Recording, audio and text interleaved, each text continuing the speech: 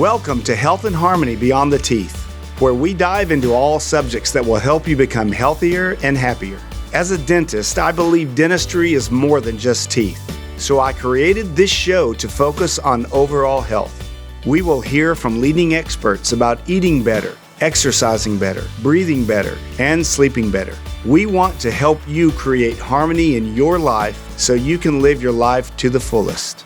We want you to thrive. Hello, welcome to Health and Harmony Beyond the Teeth. I'm Dr. Hal Stewart, your host, and we're glad to have you with us today for part 3 of Treat the Cause, Treat the Airway.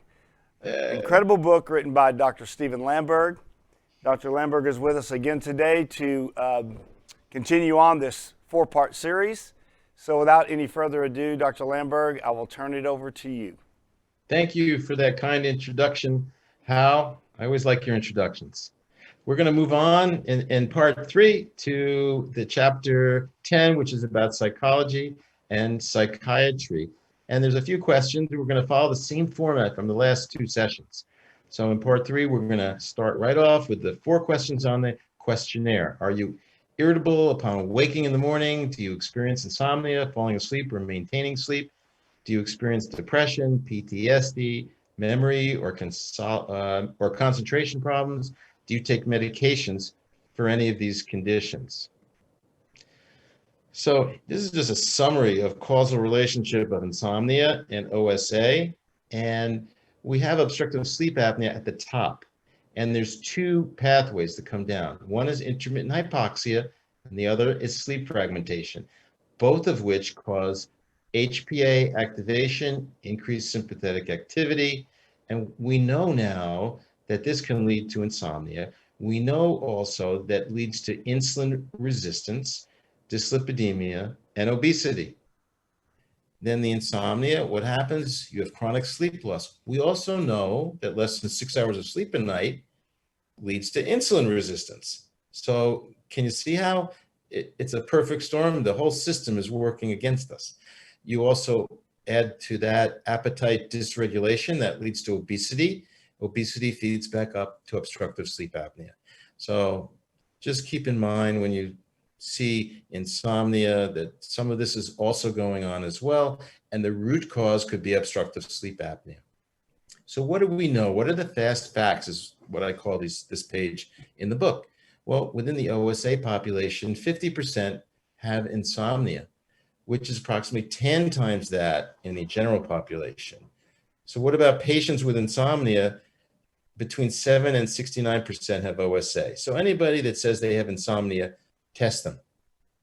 They might not have apneas and hypopneas, but they have sympathetic activation. In OSA, 20% have depression versus 2 to 3% in the general population. Men presenting with depression are up to 5 times more likely to have OSA. In a depressive cohort, 20% have OSA. Sleep test them. So female patients with OSA had a significant likelihood of prospective development of depression and anxiety, almost 4 times. An adjusted HR hazard ratio for anxiety was 2.42. So if you have a woman that comes into your practice, and I have a couple, and I've tested them, it's very, very interesting. Now, you have to explain to them that you're suspecting that they might have an airway problem. There's things that you see that alert you to the fact that they might have an airway problem. You don't say, you're depressed, boom, we're giving you a sleep study. So you have to handle this with kid gloves sometimes. In some instances, though, they'll be on medications for the depression. In that case, you might kind of enter the conversation. You might start it up with, I see that you're on some medications for depression or anxiety. Perhaps it's an airway problem, and we know how to evaluate that. You just take home this device, and we'll find out. There might be a reason for that, and we can maybe get you off your medications.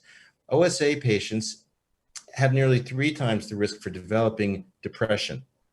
So chronic rhinosinusitis have a bidirectional relationship with OSA, is associated with a 1.5-fold increase in depression and anxiety. We sleep test them. OSA group, 12% experience PTSD and 5% psychosis. SDB causes increases in cognitive impairment, mood swings, ADHD, difficulty concentrating, and also circadian rhythm disorders. Goes a little bit beyond the scope of this presentation. Treatment of OSA appears to have favorable effects on ADHD symptoms.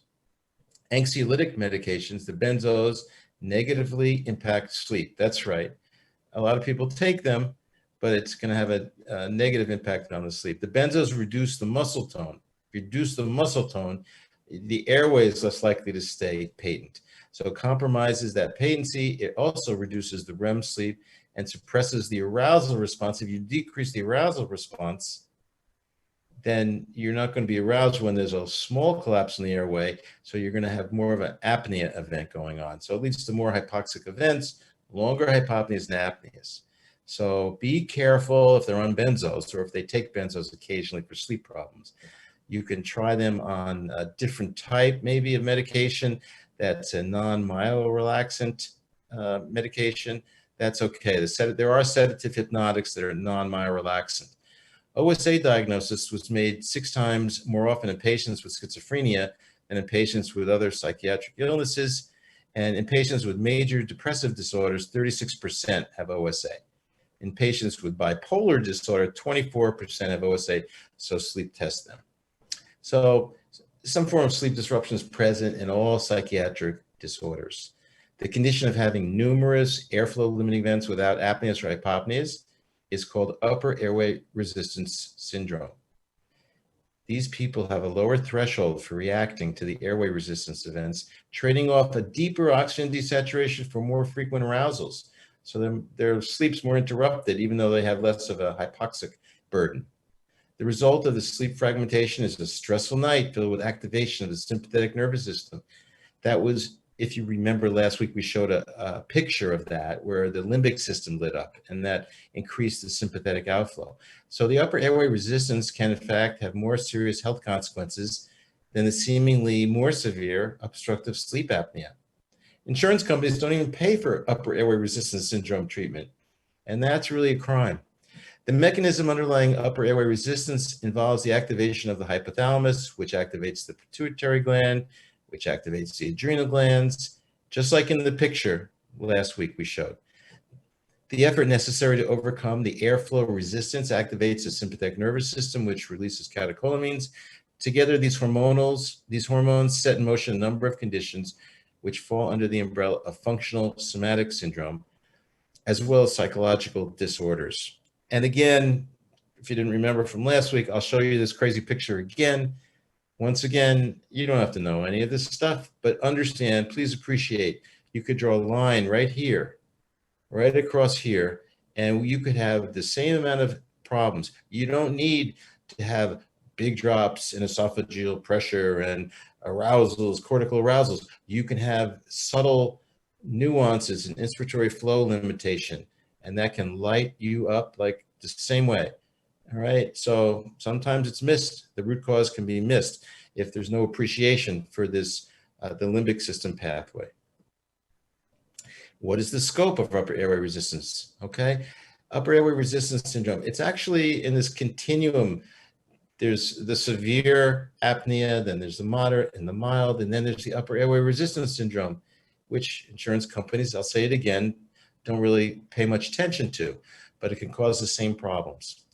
So what is the scope of this? The functional somatic disorders include, they're not limited to, but they include chronic fatigue syndrome, insomnia, cognitive difficulties, IBS, fibromyalgia, chronic pain, atypical facial pain, non-cardiac chest pain, lower back pain, tension headaches, palpitation, dyspepsia, dizziness, TMD, RLS, RMMA, and PTSD, anxiety, depression, panic disorders, and OCD. So there's a lot of things here, and I bet you know somebody that has all of these things, or at least you know people that have some of these things, and they're on all sorts of medications. Should they get sleep studies? Definitely. All right, so we're moving on now to rheumatology, chapter 11. Have you ever been diagnosed with gout? Have you ever been diagnosed with rheumatoid arthritis? So we ask those 2 questions. Rheumatic arthritis is an autoimmune disease. So patients with those disorders are at increased risk for obstructive sleep apnea. We know that. In that population, 47 to 75% had OSA. So we sleep test anybody that has rheumatic arthritis. In RA patients, the prevalence rates of sleep problems was insomnia 63%, excessive daytime sleepiness 20%, sleep disturbances 20%, OSA 37%, and restless leg syndrome 63%. Oxygen desaturation and sleep disordered breathing is associated with activation of inflammatory pathways and elevated carbon dioxide and gout. Carbon dioxide, when elevated, combines with water in the blood to form carbonic acid, which decreases your pH and renders the uric acid crystals, the uric acid is less soluble, and it causes the uric acid crystals to form, which precipitate into the joints, and that's gout. The medical treatment of OSA improves gout symptoms. How about them apples? Patients with gout are 2 times as likely to have OSA, so we sleep test them. So musculoskeletal conditions, rheumatoid disorders happen when the immune system dysfunctions. Okay, the sympathetic activation leads to inflammation. Symptoms include chronic inflammation of the joints, joint pain, decrease in the range of motion. Both sleep deprivation and hypoxia, hallmarks of OSA, are responsible for impaired immune responses. Also, adipose cells, fat cells, are known to secrete inflammatory agents such as cytokines and hormones that are involved in the immune system, such as leptin, tumor necrosis factor alpha, and interleukin 6. Additionally, OSA decreases lung ventilation, resulting in hypoxia, which triggers an inflammatory response. Oxidative stress is an imbalance between the free radicals and the antioxidants in your body. Free radicals are the oxygen-containing molecules with an uneven number of electrons, and the uneven number allows them to be very reactive with other molecules, ROS, and inflammation ensues. So cytokines and hormones and oxidative stress are a few factors that illustrate how OSA impacts the immune system and can cause or exacerbate rheumatoid problems, especially in genetically susceptible people. Turning to dermatology, chapter 12, have you been diagnosed with atopic dermatitis, which is another fancy word for eczema, or psoriasis? So sleep disorders are very common in patients with atopic dermatitis and have a wide range of effects. Patients with OSA were 1.5 times more likely to develop AD than patients without it. Children with AD had an odds ratio of having OSA almost 2. So sleep test them. Adults with OSA, odds ratio of having AD 1.5. Patients with OSA had twice the likelihood of psoriasis over the controls, and the relationship between sleep disorders and AD seems to be bidirectional and likely forms a vicious cycle. In psoriasis patients, prevalence of OSA is 36 to 81%, so anybody with AD or psoriasis should be sleep tested. So AD or eczema is an inflammatory autoimmune skin disorder caused by an overactive response by the body's immune system to environmental irritant. So you have the irritant, but then you have the overreaction of your system, your immune system. Psoriasis, a little different, is a chronic autoimmune inflammatory skin disorder, more stinging and burning.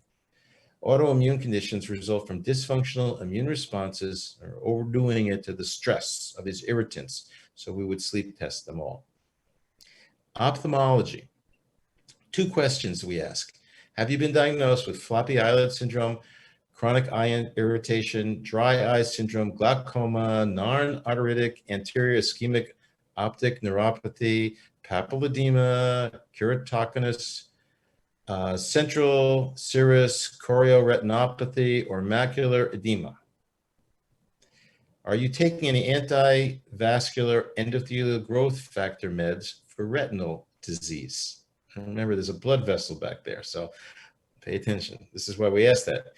In patients with floppy eyelid syndrome, FES, the prevalence of OSA is 96%. I haven't seen any of these, but the statistics are out there. In patients with NAION, the prevalence of OSA may be as high as 71 to 89%, and glaucoma is higher in OSA patients. So there's vascular factors behind the pathogenesis of ocular conditions, include the chronic intermittent hypoxia from sympathetic activation. And you're probably getting the hang of this now. You get increased vascular resistance, oxidative stress damages the optic nerve.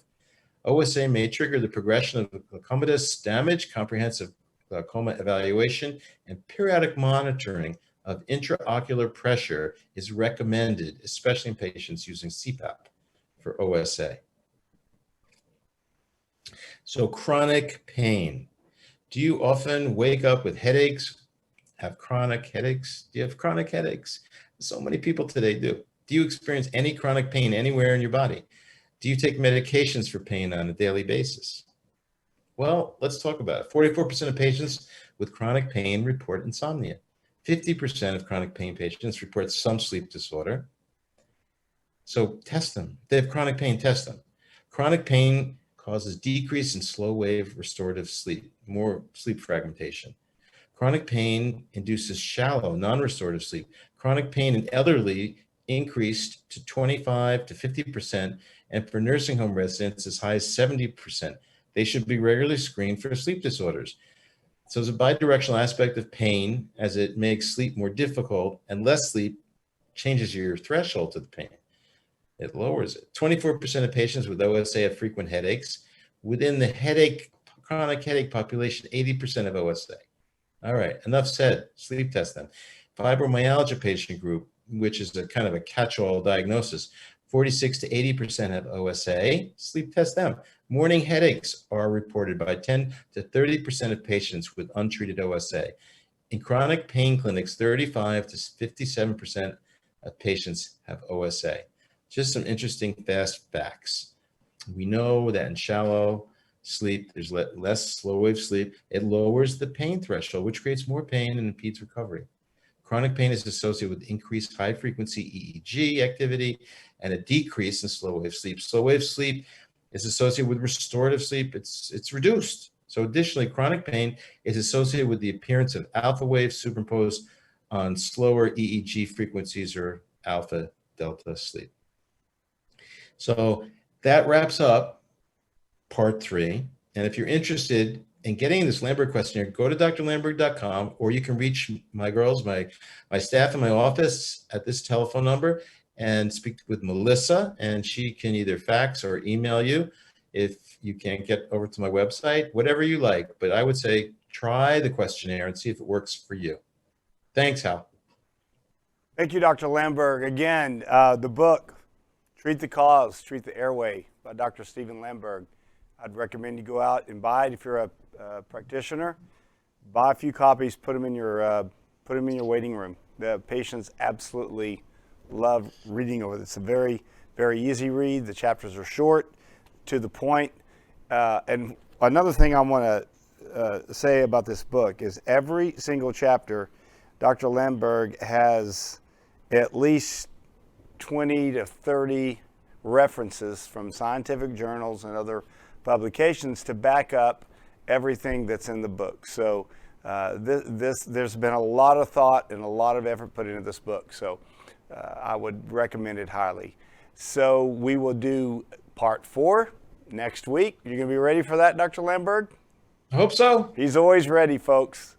This has been Health and Harmony Beyond the Teeth.